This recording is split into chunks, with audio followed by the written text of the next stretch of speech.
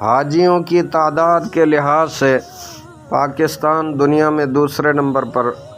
اور عمرہ کرنے والوں کی تعداد کے لحاظ سے پہلے نمبر پر ہے، جبکہ دنیا بھر میں ایمانداری کے انڈیکس کے مطابق پاکستان کا 160واں نمبر ہے۔ 500 یونٹ کو 1500 یونٹ لکھنے والا میٹر ریڈر، خالص گوشت کے پیسے وصول کر کے ہڈیاں بھی ساتھ تول دینے والا کسائی، خالص دودھ کا نعرہ لگا کر پانی پاؤڈر کی ملاوٹ کرنے والا دودھ فروش،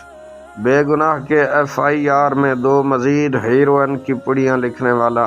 انصاف پسند SHO، گھر بیٹھ کر حاضری لگوا کر حکومت وقت سے تنخواہ لینے والا مستقبل کی نسل کا معمار استاد،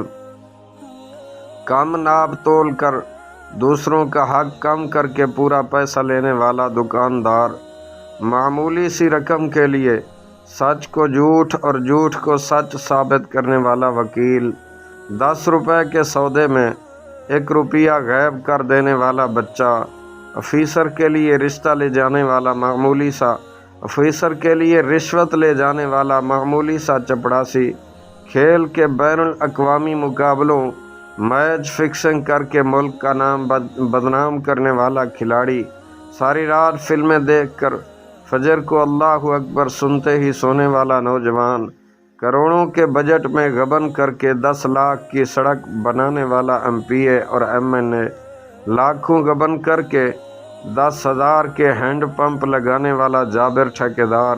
ہزاروں کا غبن کر کے چند سو میں ایک نالی پکی کرنے والا ضمیر فروش ممبر صاحب، غلہ اگانے کے لیے بھاری بھرکم سود پہ قرض دینے والا ظالم چودھری، زمین کے حساب و کتاب اور پیمائش میں کمی بیشی کر کے